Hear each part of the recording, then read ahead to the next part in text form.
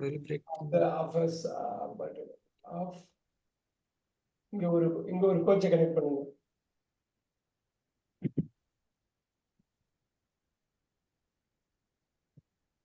of their son. Okay. அப்படி connect பண்ணுங்க. அப்படி கனெக்ட் பண்ணா வந்துரும். Okay. A family is celebrating a birthday party of their son. அந்த தெருங்கிறது ஃபேமிலியை குறிக்கிறது.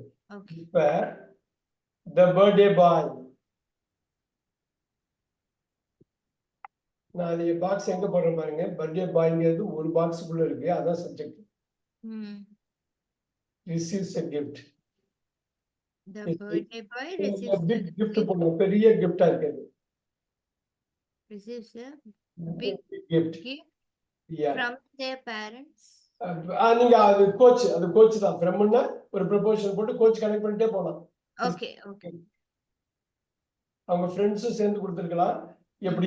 பட் வந்து நம்ம let's make it simple so that எந்த பிக்சர் கொடுத்தாலும் நம்மளால அதை டிஸ்கிரைப் பண்ணணும். ஹரிப்ரியா நீங்க சொன்ன மாதிரி தான் செலிப்ரேட் பண்றாங்க, கிஃப்ட் அன்பாக்ஸ் பண்றாங்க. Receives a gift. தே அழகா சொன்னாங்க, unbox the gift.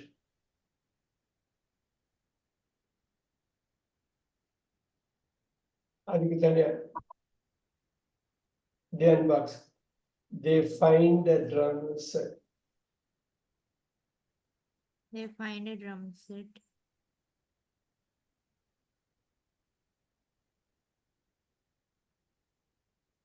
The birthday boy. So the boy starts playing. Look at that. The starts a verb. Playing with playing with verb கிடையாது. The boy starts playing. Started வந்து அதுல போணும். Okay. Started வந்து எல்லாமே past ல, இப்ப எல்லாமே present இப்ப. Okay. Starts playing the drums. Starts playing a drum. The drums. There. ஏன்னா முன்னாடி ஏன் வந்துச்சு ஃபர்ஸ்ட் வாட்டி இன்ட்ரோடியூஸ் பண்றப்ப, ரெண்டாவது வாட்டி இதை யூஸ் பண்றோம், அப்ப there போடு. Playing the drums.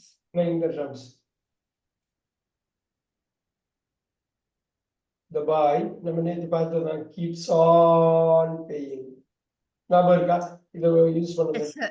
Yes, sir. Keeps on playing the drums. The boy, இப்ப பாருங்க நம்ம அழகா படிச்ச ஒரு tense, has been playing for 4 hours. Playing the coach drum connect பண்ற பாருங்க, for 4 hours. for 4 hours. Hours இல்ல hours. Hours, okay. Hours. For 4 hours. Now the parents got disturbed. Got, இந்த got முக்கியம், இந்த disturbed adjective, இந்த verb இல்ல. So ஹரிணிபிரியா and Arun, நான் அதை பத்தி ரொம்ப தெளிவா விவரிக்கிறேன் அடுத்த கிளாஸ்ல. Okay sir. நவுனுங்கிறாரு, வேர்புங்கிறாரு, அட்ஜெக்டிவ்ங்கிறாருங்கிறது இது வந்து இங்கிலீஷ்க்கே உரித்தானது. இந்த டிஸ்டர்ப்டு இருக்கு இல்லையா, டிஸ்டர்ப்டு வேர்பா இருக்கும், இருக்கும், நவுனாவும் இருக்கும். ஒரே வார்த்தை வெவ்வேறு இடத்துல பொசிஷனை மாத்திட்டு அதே வார்த்தையை போட்டுருவாங்க. தமிழுக்கு ஆங்கிலத்துக்குள்ள மிகப்பெரிய வித்தியாசங்கள்ல அது ஒண்ணு. அதை தெளிவா புரிஞ்சுட்டாதான் அந்த பேச்சு, இங்கிலீஷ் பேச்சுங்கிறது நமக்கு சரளமா வரும். அதுதான் ஃப்ளூயண்டா வர்றதுக்கு அதோட இன்ட்ரிகசி, அதோட உள்ளார்ந்த சவாலை கரெக்டா புரிஞ்சுக்கணும். தமிழ் ஒரு லாங்குவேஜ், ஆங்கிலம் ஒரு ஸ்டேட் லாங்குவேஜ் கிடையாது. ஒரே வார்த்தைக்கு பல இடத்துல பல மீனிங் இருக்கும்.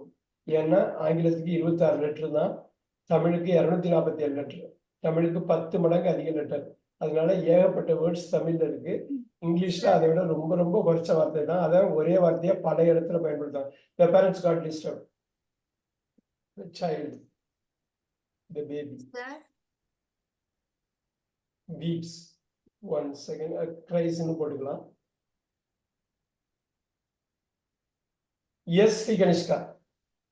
சார் இப்போ வந்து இப்போ அந்த பேரண்ட்ஸும் பேபியும் சேர்த்து சொல்லணும்னா எப்படி sir? The parents and the baby. Okay. அப்படியே போட்டுக்கலாம். ஓகே. இதே கட் பண்ணிக்கலாம். Very good. சப்ஜெக்ட்ல நீங்க சேஞ்ச் பண்ணீங்க அவ்வளவுதான். பட் எதுவா இருந்தாலும் அடிநாதமா இருக்கிறது. The basic core is going to be S&B. Subject and verb. இதுதான் இங்கிலீஷ். சப்ஜெக்ட் எஸ்வின்னு சொல்லிட்டே இருப்பாங்க.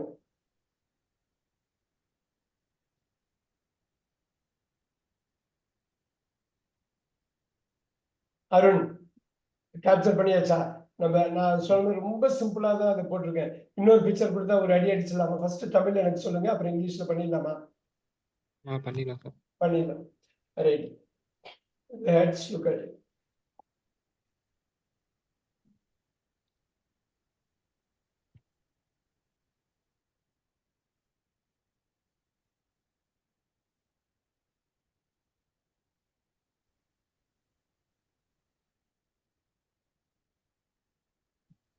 தமிழ்ல கான்டென்ட் கொண்டு வந்துருங்க, அப்புறம் பார்த்துக்கலாம்.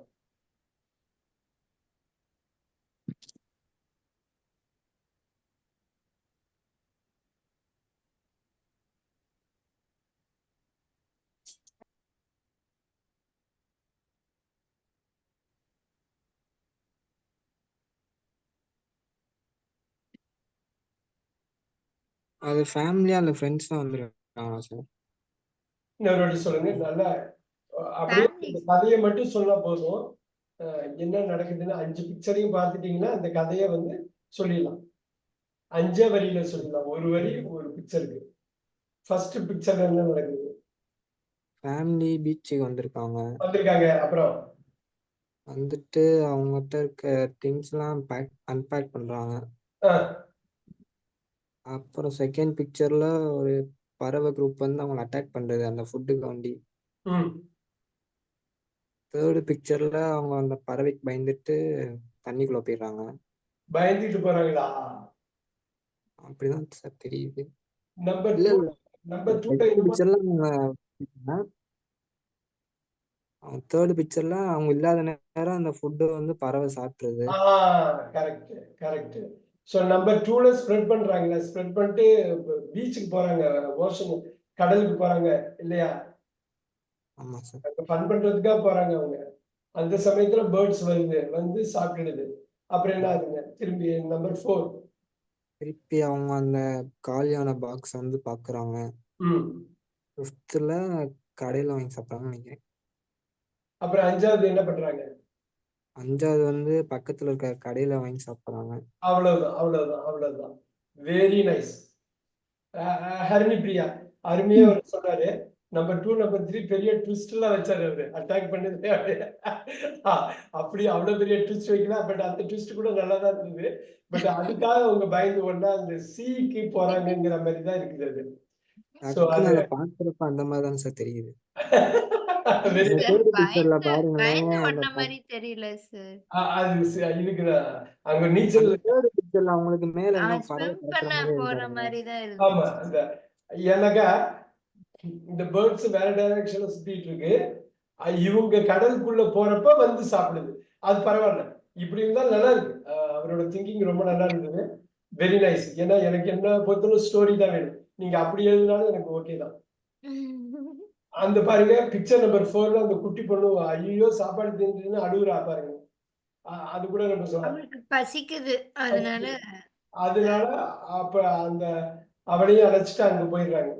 பக்கத்துல உள்ள ஒரு இடத்துக்கு ஒரு கஃபே மாதிரி இருக்கு. அங்க போய் வாங்கி சாப்பிடுறாங்க. Very good. அது தெளிவா சொன்னாரு. ஹரிணி பிரியா ட்ரை பண்ணுங்க. ஒரு பிக்சர் நம்பர் 1 என்ன சொல்லுவீங்க இங்கிலீஷ்ல? The family went to see a beach. A family went to beach to enjoy there. Wow! அழகா சொன்னாங்க. பாஸ்ட்லயே சொன்னாங்க. The family went to beach to enjoy. அவ்வளவுதான் முடிஞ்சது. இது ஒரு பெரிய கஷ்டமே இல்ல. உடைய அதுல அங்க என்ன பண்றாங்க? பீச்சுக்கு போறப்ப ஒண்ணு பண்றாங்களே பிக்சர் நம்பர் 1ல. அந்த பெட் ஸ்ப்ரெட் எல்லாமே விரிச்சு வைக்கிறாங்க. விரிக்கிறாங்க. அது அப்படியே சொல்லிடுங்களேன். They arranging their things. They are arranging. அந்த இடத்துல ஒரு இப்ப போட்டீங்கல்ல, வென்ட்னு போட்டப்ப நீங்க கம்ப்ளீட்டா பாஸ்ட்க்கு போயிடணும். They are arranging போடாம they were arranging. அந்த இடம் தான் நம்ம இப்ப எழுதுவோம். நீங்க ஃபர்ஸ்ட் மைண்ட்ல கொண்டு வந்துருங்க. அப்படியே அழகா எழுதுவோம். அதோட ஆப்ஷனையும் போடுவோம். They were arranging the spread. என்ன அரேஞ்ச் பண்றாங்க? They were arranging the food items. They were arranging their food items. Very good. Number 2. And இப்பதான் and they were going to the beach. They were uh, going to the sea போலாமா? They were going to the sea னே போலாமா? they were going to The sea. the sea. Okay, seashore போறாங்க. அப்புறம் வேற என்ன சொன்னது? இன்னொரு சென்டென்ஸ் ஏதாவது சொல்லலாமா? ஃபுட் எல்லாமே ஓபன் பண்ணி வச்சுட்டு போயிருக்காங்க. அவ்வளவுதான். The food was lying. The food was lying on their on the carpet. நீங்க எப்படி on the carpet. On the spread னு கூட சொல்லலாம். On the spread. Super. Number 3. At that time, the birds ate came and ate the food. At that time, the birds came and ate all their foods. Super. Number 4. When they returned. Very good. The foods. There was no food. அழகா சொன்னாங்க பாருங்க. அழகா dummy subject போட்டு clean. There was no food. அவ்வளவுதான். Already basics ரொம்ப ஸ்ட்ராங்கா இருக்கு உங்களுக்கு. ரொம்ப ஈஸியா லான்ச் பண்ணிடலாம். Number 5.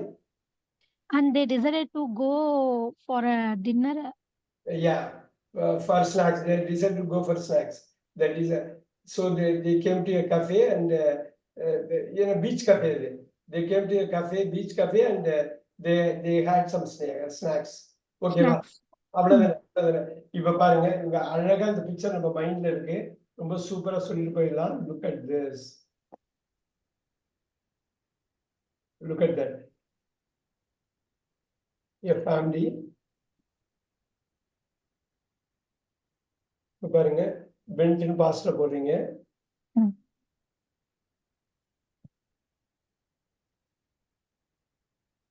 Went to beach to enjoy.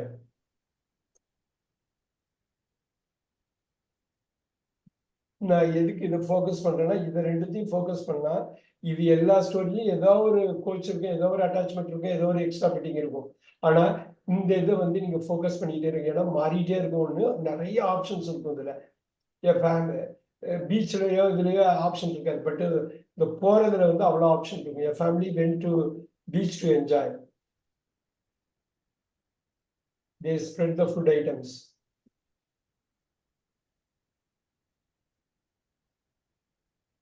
Spreadலயே வந்துரும் எல்லாமே. Okay. Yeah. They go to the waters. They go to the sea.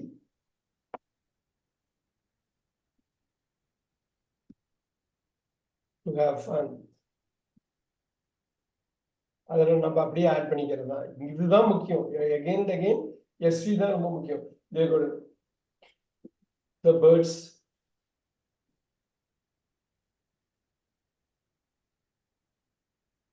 Ate the food items. The family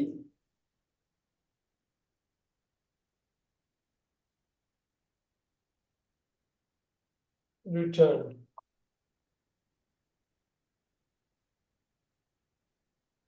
பாருங்க, there was. There were dummy subject there போட்டீங்க, was verb போட்டீங்க, no food left.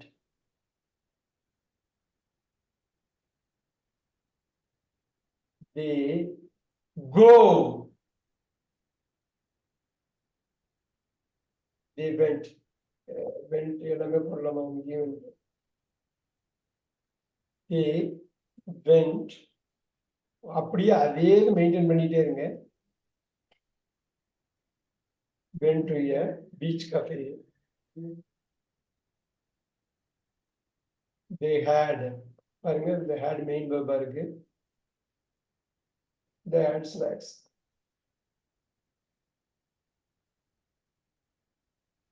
இதே பாருங்க, look at this. Look at this. How I am changing it. ஏன்னா இந்த இடம் தான் ஆங்கிலத்துல கரெக்டா நம்ம பார்த்துக்கணும். நிறைய பேர் தடுமாறுறது இந்த இடமா இருக்கும். இங்க பாருங்க, look at this. A family goes. Go வந்து கோப் சமாரு. Spread, spread, spread. Past spread தான், present spread தான், past participle spread தான். They go. Family na goes, they na go. The birds eat. நிறைய birds வந்து சாப்பிடுது. The family returns. There is no food left. They go to a beach cafe. They have snacks. Wow. Arun, இது புரியுதா பாருங்க, இது எப்படி கிளீனா எப்படி பண்ணிருக்கோம்னு பாருங்க. Returns. Okay, இதுல முக்கிய